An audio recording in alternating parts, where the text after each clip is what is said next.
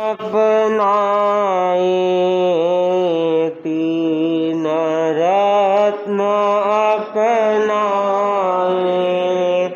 देव गुरु और धर्म साथ में जीवन को सरसाए।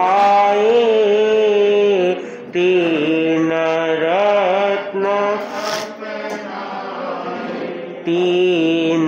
रत्न अपना, देव मेरे अरहंत प्रभु है, पावन अतिशयधारी।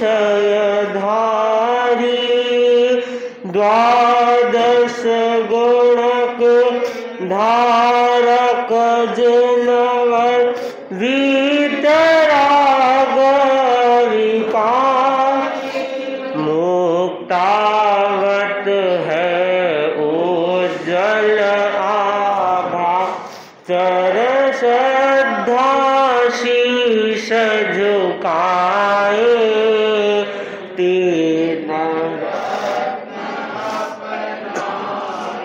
तीन रत्न अपना, गुरु निर्ग्रंथ सबल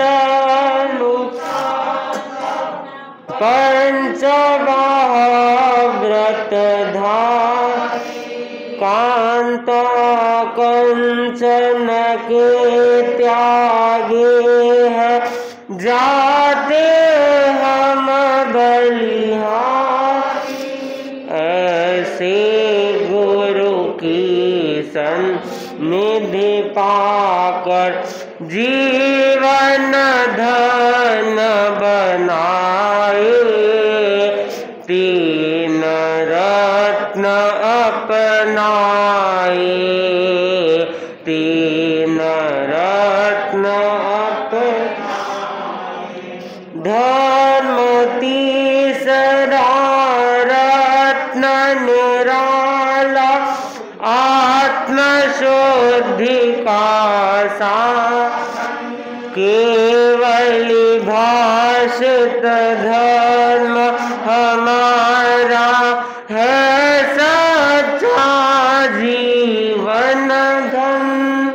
आत्म साधना में रम जाओ, जीवन को विकसाए। तीन रत्न अपनाए, तीन रत्न अपनाए, दुर्लभ मानव भव को पाया, अंतर मन जग जाए।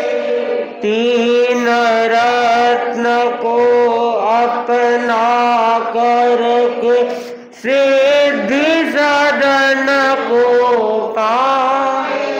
भिक्षव शासन नंदन वन, महाश्रमण को ध्यान।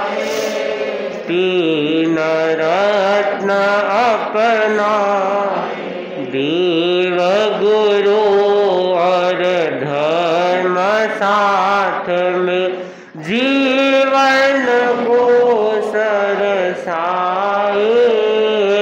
तीन रत्न अपनाए, तीन रत्न अपना। ओम आनंद दास के धाम युग प्रधान महातपस्वी आचार्य श्री महासमन जी के पावन चरणों में कोटि कोटि वंदन।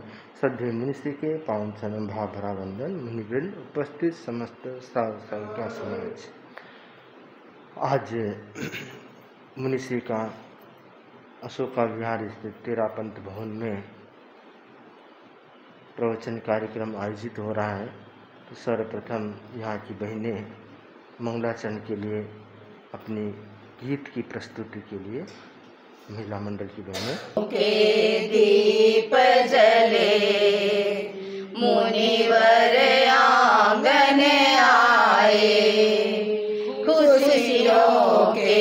दीप जले मुनिवर आंगन आए चिर इच्छित स्वप्न फले मुनिवर आंगन आए चिर इच्छित स्वप्न फले उषा रंग बरसाए श्रद्धा काले चंदन हम करते हैं पूजन बाहों के उजले मोती करते हैं हम अर्पण अभिनंदन की बेला कर स्वागत हर साए अभिनंदन की बेला कर स्वागत हर साए है रोम पुलकित हर्षित धरती अंबर मन की वीणा झंकृत उठते हैं नूतन स्वर वंदन कर चरणों में गण का गौरव गाए वंदन कर चरणों में गण का गौरव गाए स्वागत की ये घड़ियां सबके मन को भाई स्वागत की ये घड़ियां सबके मन को भाई ये भोर सुहानी है शुभ संदेशा लाई ये भोर सुहानी है शुभ संदेशा लाई बाली बेलूर अर्पित गुरु इंगित फल जाए खुशियों के दीप जले मुनिवर आंगन आए खुशियों के दीप जले मुनिवर आंगन आए साहिरे चई भोए सेहु चाइटी उच्चये। जो स्वाधीनता पूर्वक त्याग करता है वही त्यागी कहलाता है। प्रश्न उपस्थित हुआ, त्यागी कौन कहलाता है? तब कहा गया कि जो अपनी इच्छा पूर्वक त्याग करता है वही त्यागी कहलाता है। किसी को ज़बरदस्ती त्याग करवा दिया गया तो वह त्यागी नहीं कहला सकता। किसी ने ज़बरदस्ती छोड़ दिया है तो वह त्यागी नहीं कहला सकता। किसी को प्रलोभन से छोड़ दिया है तो वह त्यागी नहीं कहला सकता। त्यागी वही कहला सकता है जो अपनी इच्छा पूर्वक त्याग करता है, मन से, वचन से और काया से छोड़ने का प्रयत्न करता है, वह त्यागी कहलाता है। तो त्यागी जो बने वह ये सोचकर त्याग ग्रहण करे कि त्याग करने के बाद मन पुनः भोग में न जाए, मन उस ओर न जाए। उपवास करते हैं, आहार का त्याग करते हैं और मन में भोजन की सामग्री घूमती रहे तो वह संपूर्ण रूप से उपवास कैसे हो सकता है? उपवास का मतलब छोड़ दिया, भोजन छोड़ दिया तो फिर दिमाग में भोजन नहीं घूमना चाहिए, मन में भोजन नहीं घूमना चाहिए। तो मन में भोजन घूमना छूटेगा तो सही अर्थों में उपवास हो सकेगा। तो त्याग जो है वह सोच विचार कर करे, यह बहुत ज़रूरी है। और त्याग करने के बाद उसका पालन पूर्णतया होना चाहिए। भारतवर्ष में कहा जाता है, रघुकुल रीति सदा चली आई, प्राण जाई पर प्रण नहीं जाए। जो प्रण कर लिया है वह टूटना नहीं चाहिए, वह छूटना नहीं चाहिए, चाहे जो कठिनाई आए, परंतु प्रण है तो वह प्रण छूटना नहीं चाहिए। प्राण भले जाए परंतु जो व्रत स्वीकार कर लिया है वह व्रत टूटना नहीं चाहिए। ऐसा संकल्प जिसका दृढ़ होता है वह व्यक्ति प्रण को निभाने में सफल होता है, वह सही अर्थों में त्यागी कहला सकता है। तो बहुत जरूरी है हर व्यक्ति के भीतर में त्याग की भावना जागृत हो। संसार में बहुत सारी सामग्री है, बहुत सारी चीज़ें हैं, बहुत कम चीज़ों का उपयोग इंसान करता है। एक दिन में कितनी चीज़ों का उपयोग करेगा, कितने जोड़ी कपड़े पहनेगा, कितने प्रकार के खाने भोजन करेगा, कितने प्रकार की वस्तुओं का उपयोग करेगा, लिमिट है, आदमी कितना करेगा। तो जब अलिमिट सामग्री दुनिया में है और उसमें से थोड़ी सी सामग्री उपयोग करते हैं तो बाकी का त्याग कर देना चाहिए। और थोड़ी में भी आवश्यक नहीं है तो उसमें भी कटौती करके, उनोदरी करके उसको भी छोड़ने का प्रयत्न करना चाहिए। तो ये त्याग का जो संस्कार है वो आज छोटा संस्कार है। छोटे बच्चे चॉकलेट का त्याग करते हैं, चोरी सुपारी का त्याग करते हैं, उनका वह त्याग हमारे लिए छोटा हो सकता है परंतु उनके लिए वह त्याग बड़ा त्याग है। तो वह छोटे छोटे त्यागों से ही व्यक्ति धीरे धीरे बड़े त्याग की ओर आगे बढ़ता है, संयम की ओर आगे बढ़ता है, संसार छोड़कर मोक्ष की दिशा में आगे बढ़ता है। तो त्याग का संस्कार बचपन से डालने का प्रयत्न करना चाहिए। घर में साधु संत पधारते हैं तो सुपात्र दान देने का अवसर सबको देना चाहिए, जो नियम के अनुसार हो, भले छोटा है बड़ा है, सबको अपने हाथ से सुपात्र दान देने का प्रयत्न करना चाहिए। क्यों? दान इसलिए कि उनके देने की आदत पड़े। आदमी लेना तो जानता है परंतु देना तो उसे सिखाना पड़ता है।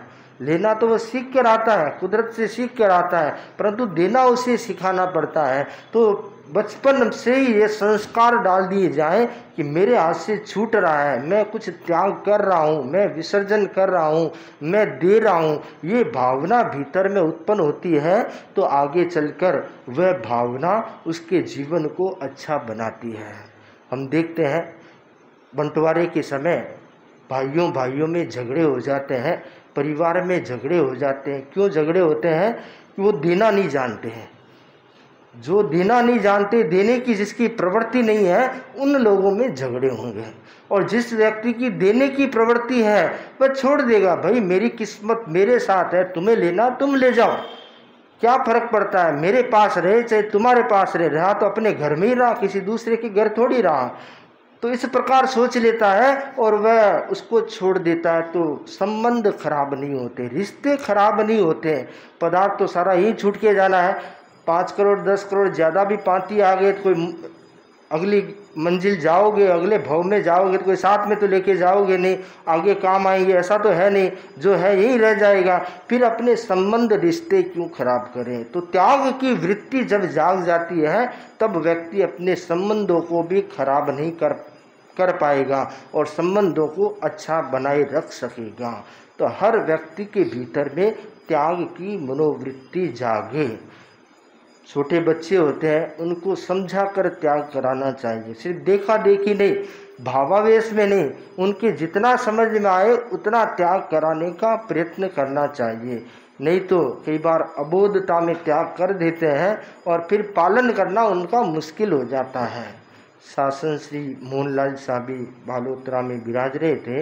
एक दादी अपने छोटे से पोते को लेकर आई और उनसे बोली, महाराज इसको चाय पीने का त्याग था, इसने त्याग तोड़ दिया है, चाय पी ली है, इसको दंड दे दीजिए, वापस त्याग करा दीजिए। तो मुनिश्री ने पूछा उस बालक से, छोटा ही था, क्यों रे चाय पी ली क्या? कि हाँ महाराज चाय तो पी ली, अब चाय छोड़ना है, त्याग करना है? कि हाँ महाराज त्याग करा दो, चाय का त्याग करा दो।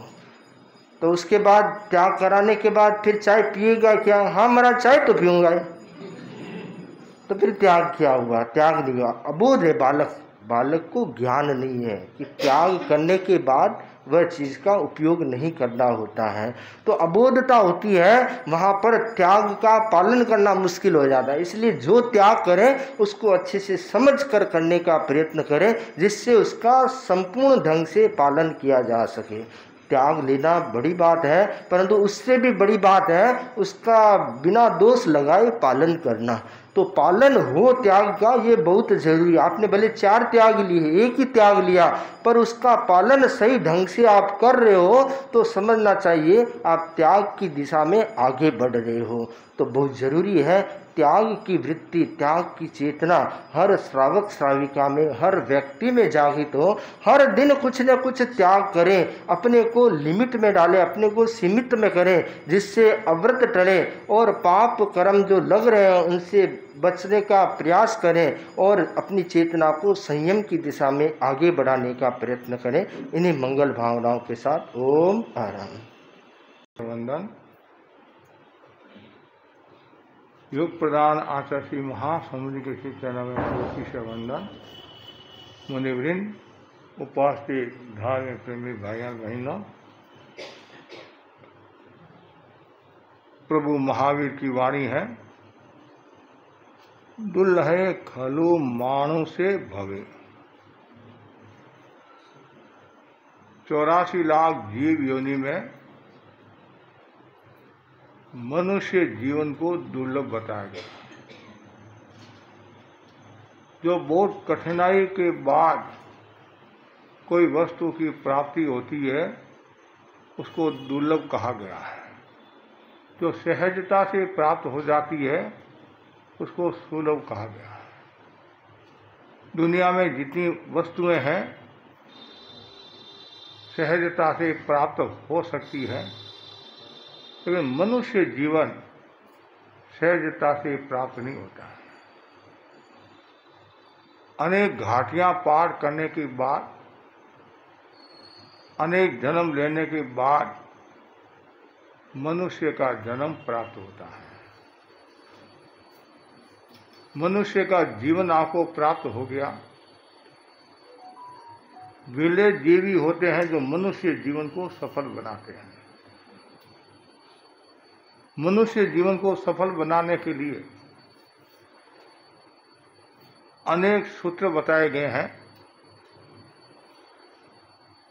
संस्कृत के श्लोक में कहा गया है, पूज्य पूजा दया दानम तीर्थ यात्रा जबस तपे श्रुतं परोपकारं च मर्त्य जन्म फलाष्टकम। तो मनुष्य जीवन को सफल बनाने के लिए, या ऐसा करें मनुष्य जीवन के ये 8 फल है। उनमें पहला फल है पूज्य पूजा, अर्थात जो अरिहंत भगवान की पूजा करता है। पूजा 2 प्रकार की बताई गई है, एक द्रव्य पूजा, एक भाव पूजा।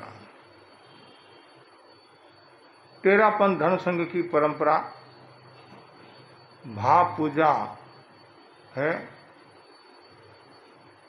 गुणोत्कीर्तन करना। आप कोई भी पवित्र स्थान पर गए, मंदिर में गए, कोई घूमने के लिए गए या देखने के लिए गए, तो जिस तीर्थंकर भगवान का मंदिर है वहाँ माला फेर सकते हैं। वंदनीय कौन होता है? छठे गुणस्थान का धनी वंदनीय होता है। ज्ञान दर्शन चाहते तब से जो युक्त आत्मा होती है वो वंदनीय होती है। तो मूर्ति में ज्ञान दर्शन चाहते तप नहीं है। मूर्ति सजीव नहीं है, छठे गुणस्थान की धनी नहीं है, इसलिए वह वंदनीय नहीं है। वंदनीय चारित्र आत्मा है। सुबह उठकर पूज्य पूजा, अरिहंत और सिद्ध की स्तवना करता है, अरिहंत और सिद्ध की गुणोत्कीर्तन करता है, तो समझना चाहिए आपका मनुष्य जीवन सफल हो रहा है। ये मनुष्य जीवन का फल है। मनुष्य जीवन आपको प्राप्त हुआ और आप कुछ नहीं करते हैं तो एक दृष्टि से मनुष्य जीवन को आप व्यर्थ गंवा रहे हैं, बेकार गंवा रहे हैं। दूसरा जो सूत्र बताया गया है, मनुष्य जीवन का फल दया। दया का भाव भी मन में रखना चाहिए, और जितनी ज़्यादा मन में दया होगी उतना ही आपका जीवन सफल होगा। इसलिए कहा भी गया है, दया दया सब को भोलई मत भूल जो, अनुकंपा रे नाम की जो अंतर पार का, जो सीजे आतंक काज। गाय भैंस आग थोहर नो, ए चारों ही दूध, तिम अनुकंपा जानचो, राखे मन में सूद। दान और दया से संबंधित ये दो है, ये आपको समझना है दया क्या है। बहुत कम लोग दया के बारे में जानते हैं। ज़्यादातर तो लोग क्या कहते हैं कि मेरा दया पालो, जीवों को बचाओ, धर्म होगा, पुण्य होगा, आत्मा का कल्याण हो जाएगा। ज्ञानी जन कहते हैं जो पाप आचरण में डूबा हुआ है उसको तत्व समझाकर धर्म में स्थित कराना, वह है आत्मिक दया। दया किसकी पालना? पक्षी का है, अप का है, तेजस का है, वायु का है, वनस्पति का है, तत्व का है। किसी भी जीव को सताना नहीं, तकलीफ नहीं देना, पीड़ा नहीं देना, कष्ट नहीं देना। आप जितना जीव को कष्ट देंगे तो आपके भीतर में करुणा नहीं, क्रूरता का भाव होगा। और आप किसी भी जीव को सताओगे नहीं, तकलीफ नहीं दोगे, पीड़ा नहीं दोगे, तो आपके भीतर में करुणा, दया का भाव होगा। तो जहाँ दया का भाव होता है तो समझना चाहिए मेरा मनुष्य जीवन सफल हो रहा है। कि मनुष्य जीवन का एक महत्वपूर्ण फल है दया। और फिर है दान। दान भी हर कोई व्यक्ति दे नहीं सकता। घर में बहुत चीजें हैं आपके, लेकिन कभी कभी अंतराय आ जाती है या मन का भाव नहीं होता है, और जो दान देता है वो कभी निष्फल नहीं जाता है। इसलिए हमेशा मन में दान की भावना होनी चाहिए, विसर्जन की भावना होनी चाहिए। दान किसको देना? सुपात्र दान। शब्द कितना सुंदर है, सुपात्र दान। जो शुद्ध साधु है उसको दान देने से कर्म निद्रा होती है, आत्मा की विशुद्धि होती है, आत्मा निर्मल होती है, आत्मा पवित्र होती है। तो हमेशा मन में ये दान का भाव होना चाहिए, और जितना मन में दान का भाव होगा उतना ही आपका विकास होगा, उल्लास मतलब आनंद की अनुभूति होगी आपको। कुछ लोगों के मन में दान देने की बहुत भावना रहती है, दिन भर वो इंतजार करते रहते, महाराज अब आएंगे, महाराज अब आएंगे, महाराज अब आएंगे। कुछ लोगों के 24 घंटा दिमाग में वही रहता है, सपने में दान दान दान दान। दान का मूल्य है शुद्ध दान का, सुपात्र दान का। अब भावना भाव कभी न कभी आपको फल मिलेगा ही मिलेगा, आज नहीं कल मिलेगा। निराश नहीं होना, उदास नहीं होना। मैंने महाराज को 3 बार भावना भाई, 4 बार भावना भाई, महाराज ने तो ध्यान ही नहीं दिया। कोई बात नहीं, 4 बार भावना भाई, 5वीं बार भावना मन में तो मन ही तो नहीं, इसमें पैसा तो लगता ही नहीं, इसमें फीस तो लगती नहीं है। 5 या 10 बार भावना भाव नहीं, अच्छी बात नहीं। और जितनी बार यदि शुद्ध भावना भाई तो आपके तो निर्जरा हुई। जीवन सेठ, पूर्ण सेठ का उदाहरण आपके सामने है। बार बार भावना भाते, बार बार भावना भाते, और कभी कभी आदमी निराश भी हो जाता है और भावना भावना में अंतर भी आ जाता है। कुछ क्षण ऐसे आते हैं जिन क्षणों में तीर्थंकर नाम गोत्र का भी बंधन हो सकता है। लेकिन भावना भाने में कंजूसी नहीं करना। जो भी आपके घर में सूझती वस्तु है, भावना भाओ, भावना हमारा कृपा कराओ, कृपा कराओ, मेरे हाथ से बच नहीं जाओ, मेरे हाथ से बच नहीं जाओ। ये जो हाथ मिले हैं, हाथ की जो शोभा है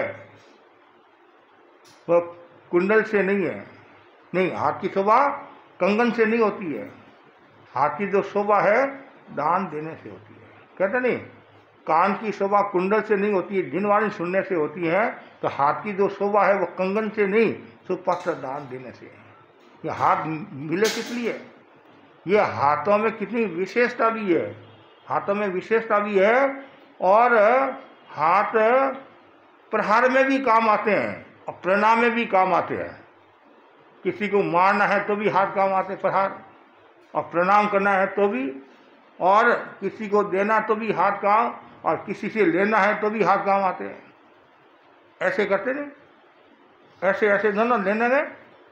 तो हाथ का अपना मूल्य है, लेकिन वही हाथ आपके लिए उपयोगी हो सकता है जो अपने हाथ से सुपात्र दान देते हैं, सत्य कर्म करते हैं, अशुद्ध भाव नहीं रखते हैं, अशुभ कार्य नहीं करते हैं।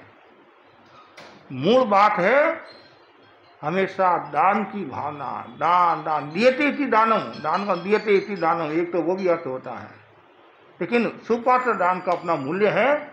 और आगे बताया गया तीर्थ यात्रा, हम इसको इस रूप में ले सकते हैं गुरु दर्शन।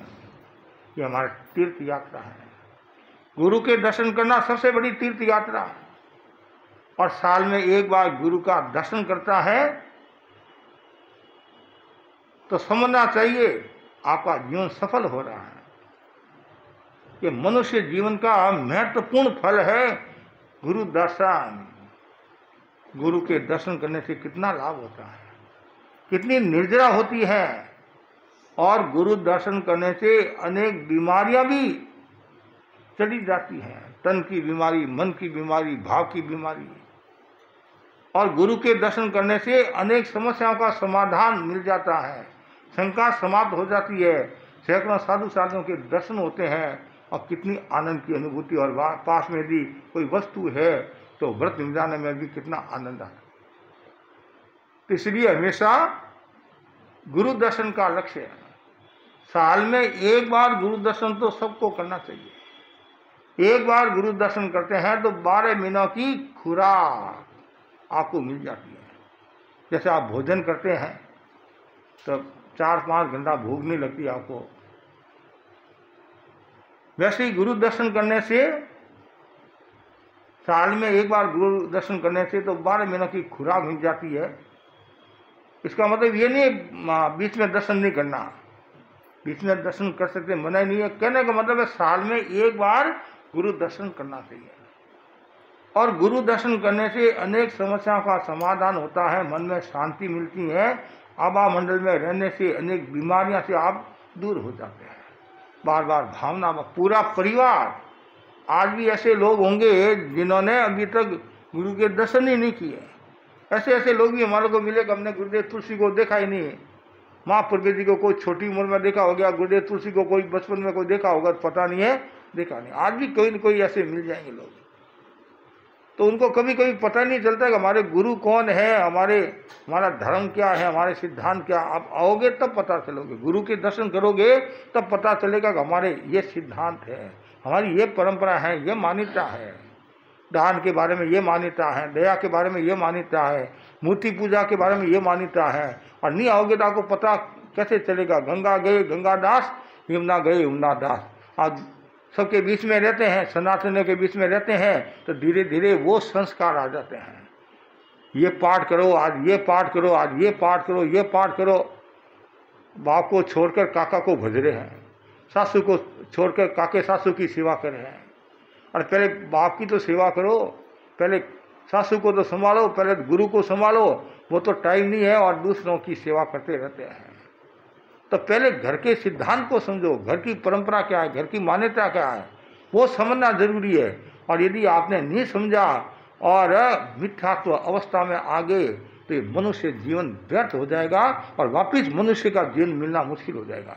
ऐसा कहा जाता है, कोई जीव यदि गलत परिकल्पना कर लेता है, असत प्रवृत्ति गलत परिकल्पना कर लेता है, उसमें डूब जाता है, हिंसा में, भोग में, उसमें यदि आयुष्य का बंधन हो जाए तो वो दुर्गति में जा सकता है। इसलिए ये भावना भाव कि मैं हमेशा सदगति मोक्ष की भावना, मतलब कर्मक्षय की भावना भाव, तो उसके लिए क्या निरंतर गुरु दर्शन, मुनि दर्शन। और सब गुरु दर्शन नहीं कर सकते, कुछ परिस्थिति वश, अवस्था वश, तो क्षेत्र में संत विराजने हैं, वो गुरु के प्रतिनिधि होते हैं। जैसे तीर्थंकर के प्रतिनिधि कौन होते हैं? आचार्य होते हैं। आचार्य के प्रतिनिधि कौन होते हैं? साधु साध्वी होते हैं। उनके दर्शन करो, उनकी वाणी सुनो, मतलब गुरु की वाणी सुनो, तीर्थंकरों की वाणी सुनो। हम जो सुनाते हैं वो हमारे मन से नहीं सुना, हमारे मन की बात नहीं सुना, मतलब क्या बोलते हैं, हम गुरु वाणी सुनाते हैं, तीर्थंकरों की वाणी सुनाते हैं। मेरी कोई स्पेशल वाणी नहीं है, मैं तो केवल वो कहते हैं डाकिया, डाकिया होता है ना, डाकिया, डाकिया का काम करने वाले हम तो हैं। पोस्ट ऑफिस में तो डाकिया आता है, डाकिया का क्या काम होता है? जिसकी डाक होती है उनको पहुंचाना होता है, पहुंचाना होता नहीं। तो हम तो वो भगवान के काशी समझ लीजिए, डाकिया समझ लीजिए, और हम तो आपको पोस्ट देने के लिए आए हैं, हम तो आपको संदेश देने के लिए आए हैं कि भाई भगवान का ये संदेश है, गुरु का ये संदेश है, और इस संदेशों को आत्मसात करने की कोशिश करो, आचरण में लाने की कोशिश करो, तो आपका बेड़ा पार होगा। तो ये फल जो बताया है तीर्थ यात्रा, 4 बातें होगी नहीं। पहली है पूज्य पूजा, मतलब अरिहंतों की स्तुति करना, गुणोत्कीर्तन करना, भाव पूजा करना। दूसरे दया, और तीसरी दान, चौथी है तीर्थ यात्रा, गुरु दर्शन, और 5वां है जप। जप का भी बहुत बड़ा मूल्य होता है। जो व्यक्ति जितना ज़्यादा जप करेगा उसका जीवन उतना ही सफल होगा। इसलिए कहा गया है, खेती पाती बीनती परमेश्वर रो जप, पर हाथा सीजेनी कीजो आपो आप। कितना सुंदर कहा है, खेती पाती विनती, मतलब जो खेती है, आप दूसरों के भरोसे खेती कराओगे तो क्या होगा, आपको क्या मिलेगा? कभी कभी तो उल्टा घर का भरना पड़ता है। सामने वाला व्यक्ति की नींद खराब हो जाती है, किसान आदि की नींद खराब हो जाती है, तो आपको कुछ नहीं मिलता है। तो खेती पाती विनती परमेश्वर रो जाप, भगवान का जो जाप है, आप यदि दूसरे के तुम मेरे लिए तू जाप कर लेना।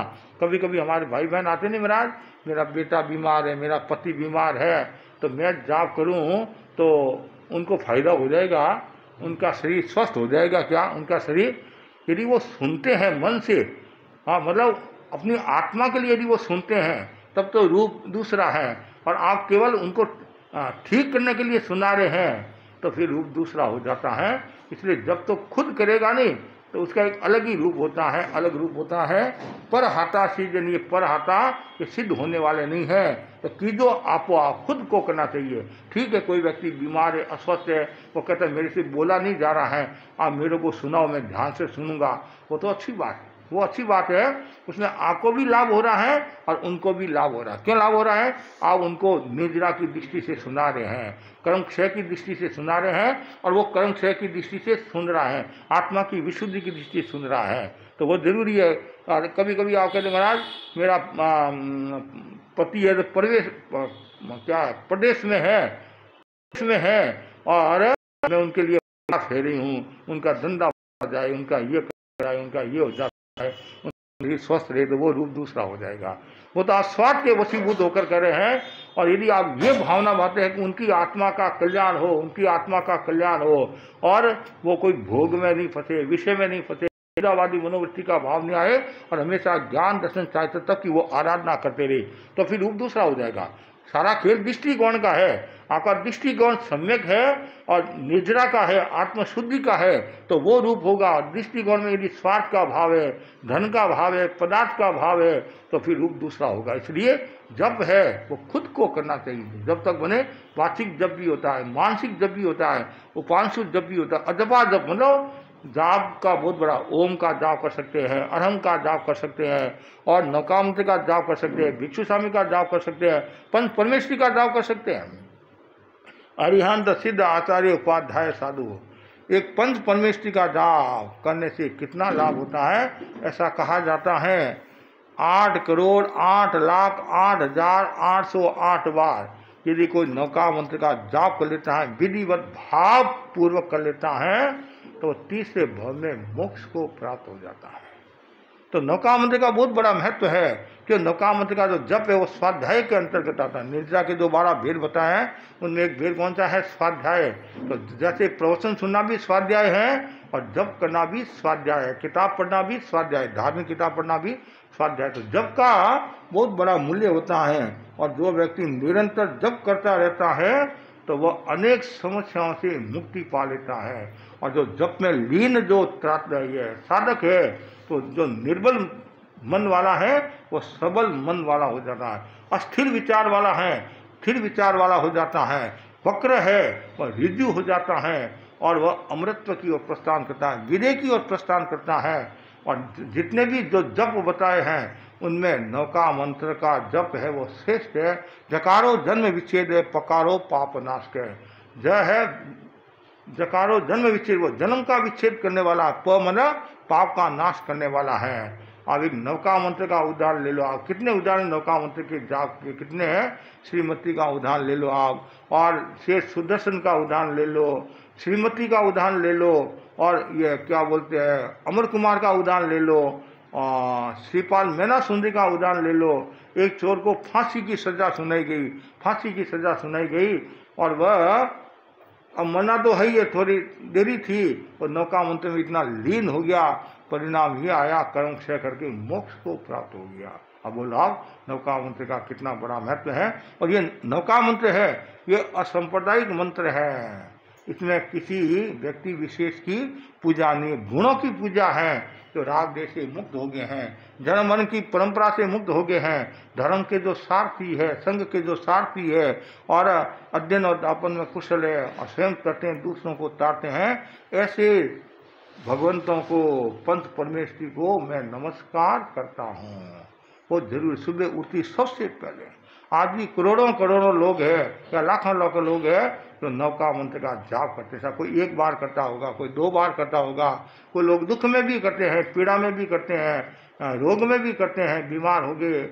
एक भाई के बारे में पूछा गया, ये भाई मरकर कहाँ गई है, ये देवलोक में गई है। कहाँ गई, देवलोक में गई है। तो कि परिवार के सदस्य ने कहा उसने तो कभी धर्म ध्यान किया ही नहीं, वो देवलोक में कैसे जाएगी। देवलोक में तो भाई श्राग संयम, संयमा संयम, बाल तपस्या, अकाम निद्रा, यह नहीं मतलब 4 जो कारण बताए हैं। कोई साधुपन की साधना करता है, सावकपन की साधना करता है, और जो सम्यक दृष्टि है, युगलिया है, वो जीव मरकर देवलोक में जाते हैं, तपस्या करते हैं, आदि करते हैं।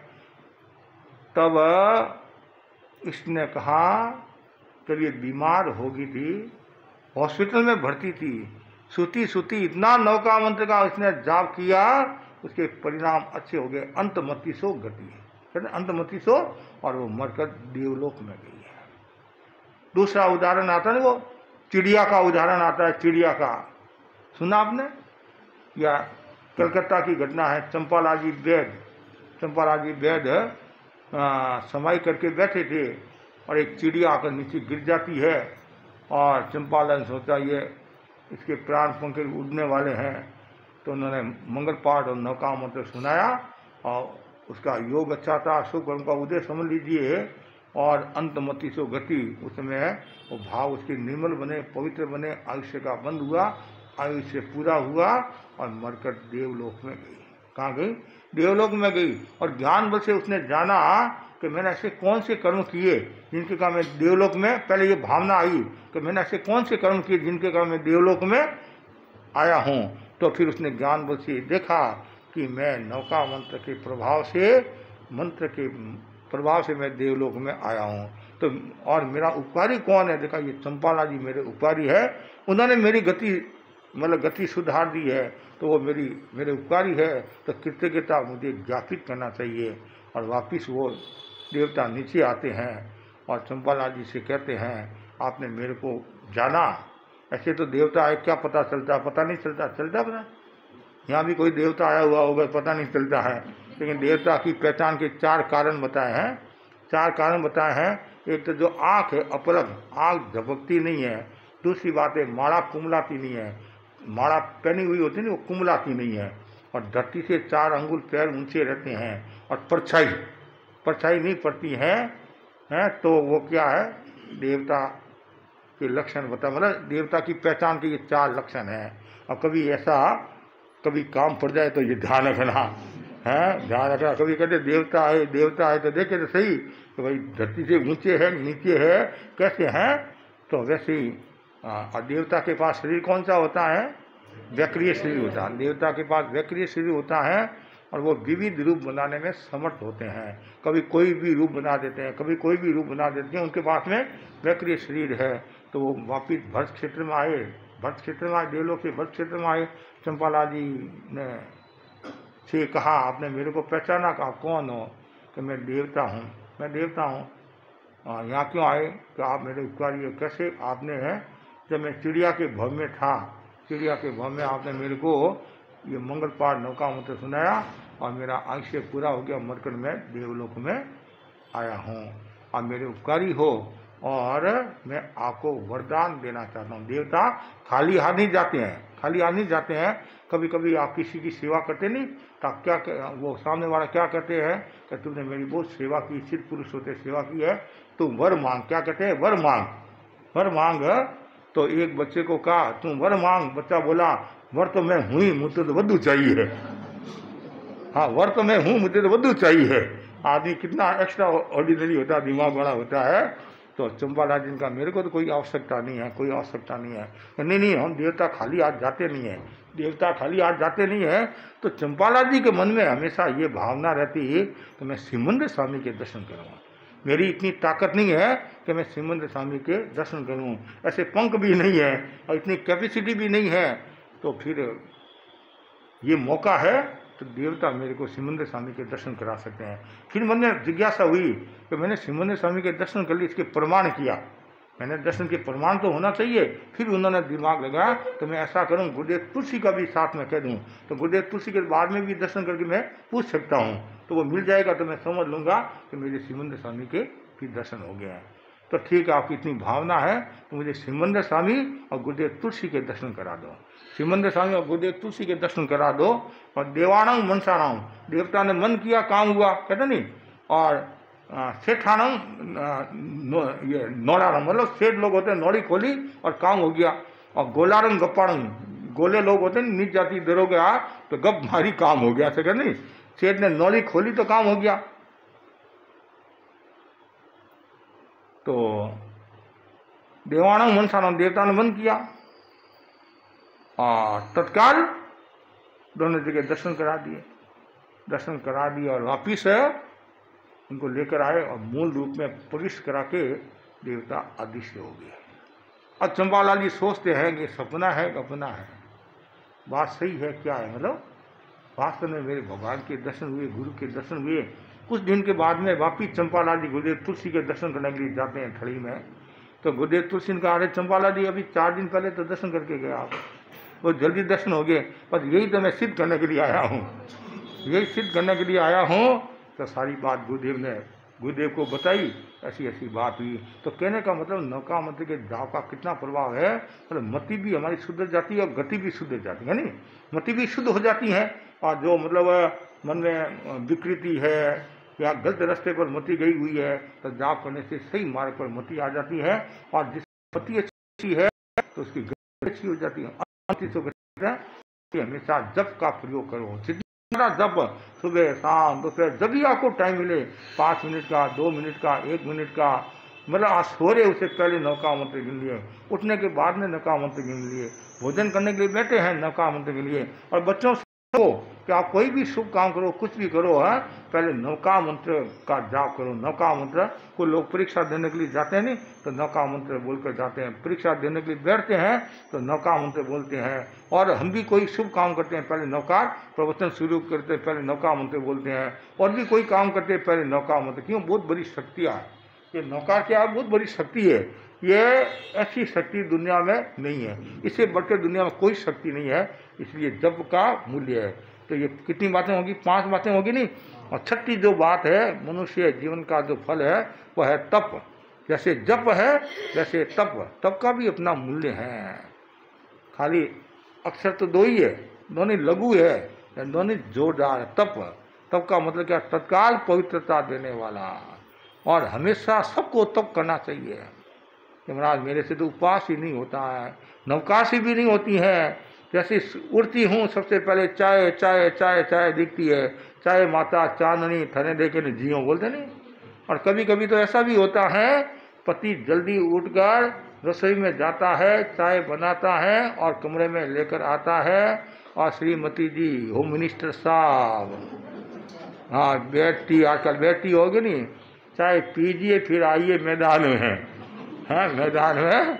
हाँ, कुछ लोगों के शारीरिक कठिनाई होती है, समस्या भी होती है, तो थोड़ा खाने पीने के बाद ही वो मैदान में आते हैं।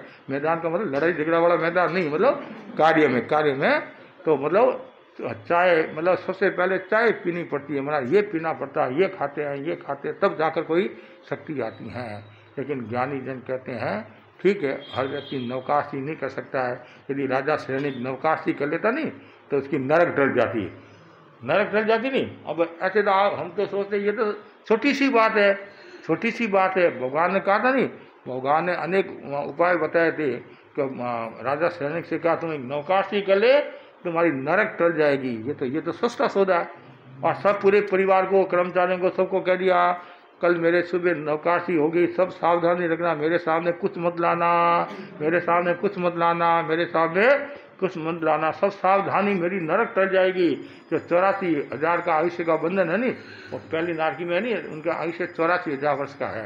राजा सैन का भी वर्तमान में नरक में है और 84,000 का आयुष्य है, तो मेरी नरक टल जाएगी। ठीक है, सब सावधान, उनके अंगरक्षक थे, कर्मचारी, परिवार वाले। इतने में क्या होता है, थोड़ा समय बीता और भीनी भीनी सुगंध आई। क्या आई? किसकी? आम की। मुंह में पानी तो नहीं आया ना? हैं? भीनी भीनी सुगंध आई, वो आई आम भी तरह तरह के होते हैं, केसर आम, हापूस आम, लंगड़ा आम, देसी आम, अलग अलग आम होते हैं। और भीनी भीनी सुगंध आई और ध्यान रहा नहीं, और आम इधर उधर पड़ा होगा, लिया, अरे मेरे नवकाशी है, गई गंगा की नवकाशी है। तो हर व्यक्ति नवकाशी भी नहीं कर पाता है।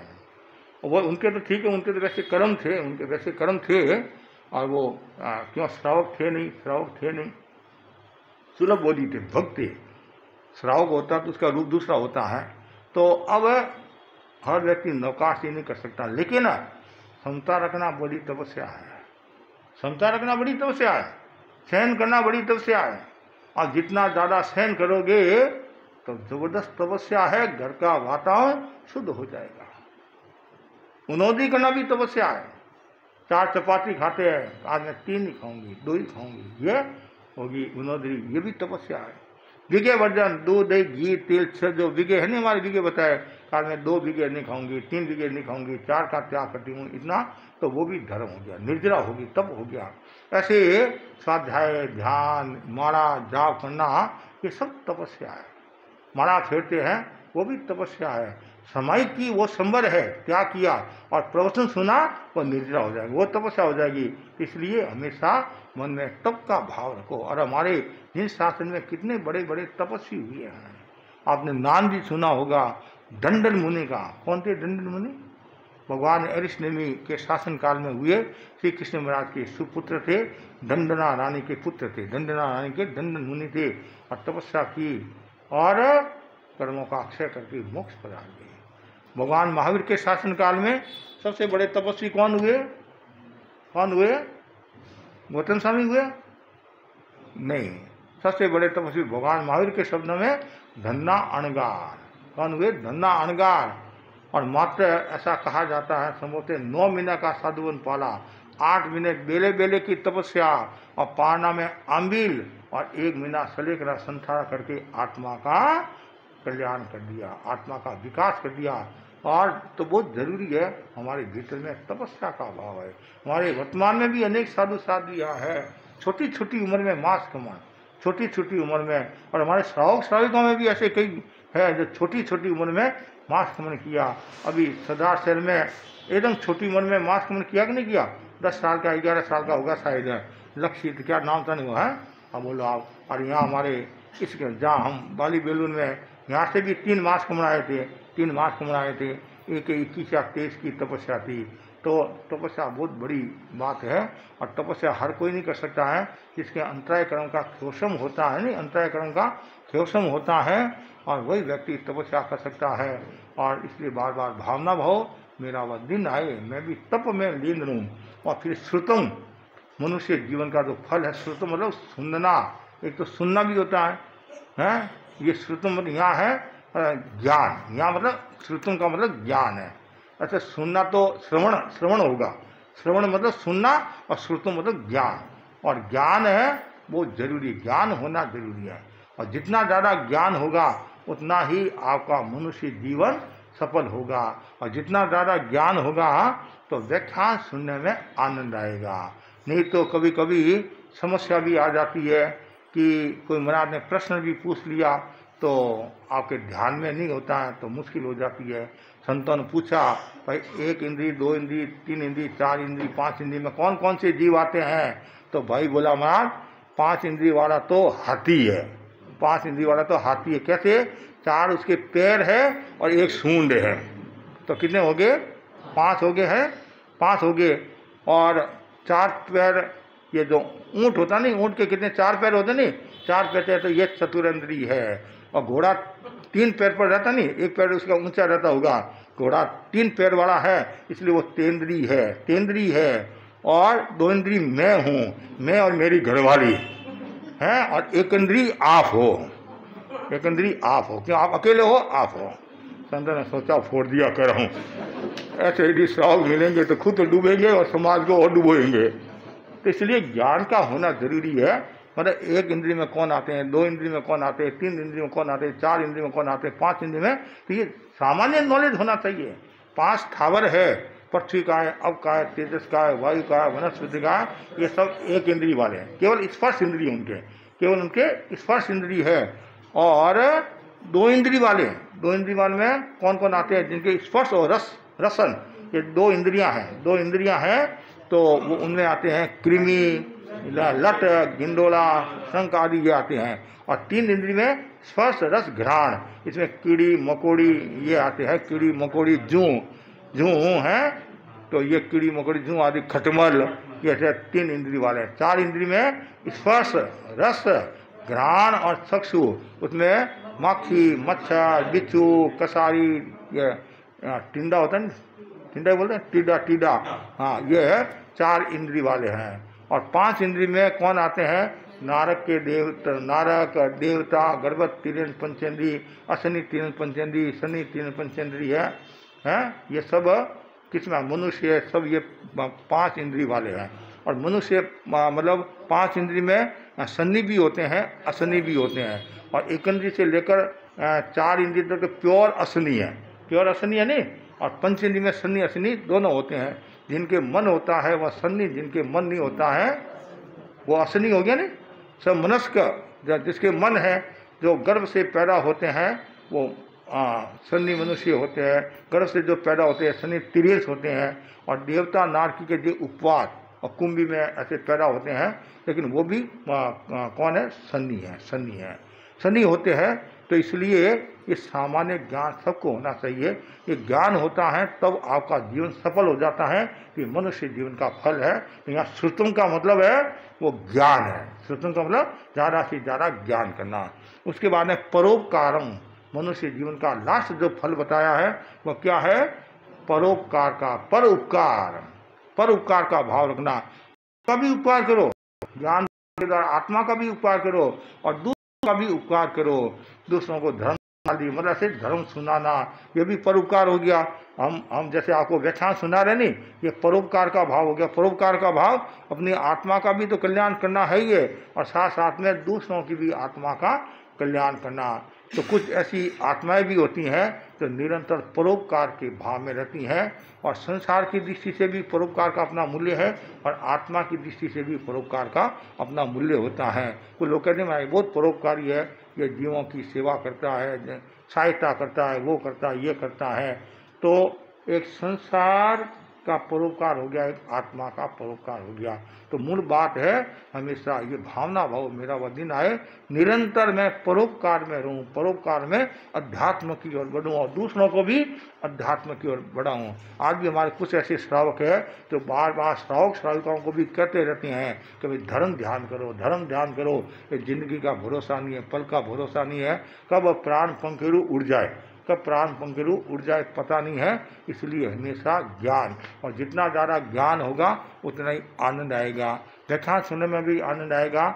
और जितना परोपकार का भाव होगा तो आपका ये भाव भी मतलब आपके मन में शांति रहेगी, समाधि रहेगी कि मेरे जोग से किसी की आत्मा का कल्याण होता है। जैसे ज्ञानशाला में बहनें पढ़ाती हैं, प्रशिक्षिका पढ़ाती है, तो ये परोपकार का भाव हुआ, दूसरों को ज्ञान देना, तत्व समझाना, धर्म के बारे में बताना, तो ऐसा भाव हमेशा रहना चाहिए। तो बस इतना ही मैं कहना चाहता हूँ कि हमें मनुष्य का जो जीवन मिला है, मनुष्य जीवन की यात्रा अनंत पथ की यात्रा है, और जब तक मंजिल प्राप्त नहीं होती है तब तक चलना ही चलना है। मंजिल प्राप्त नहीं होती तब चलना ही चलना है।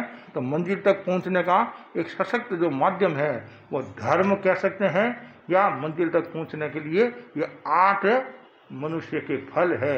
और इन फलों की जो मतलब ये फल जो है, और वापिस याद कर लो आप, पहला कौन पूज्य पूजा मतलब पूजा भाव पूजा, दूसरा है दया, तीसरा दान, चौथा तीर्थ यात्रा गुरु दर्शन, पांचवा जप, छठा तप, फिर श्रुतम मतलब श्रुतम का मतलब हो गया ज्ञान, ज्ञान हो गया, श्रुतम का मतलब ज्ञान, मति ज्ञान श्रुत ज्ञान आता नहीं, मति ज्ञान श्रुत ज्ञान। और फिर है परोपकार, फिर है मर्त्य जन्म मतलब मर्त्य जन्म के ये फल है। तो 8 फल पता है, तो ज़्यादा से ज़्यादा भाई बहनों को अपनी आत्मा की आराधना करनी चाहिए। इसी आशा के साथ ओम आराम।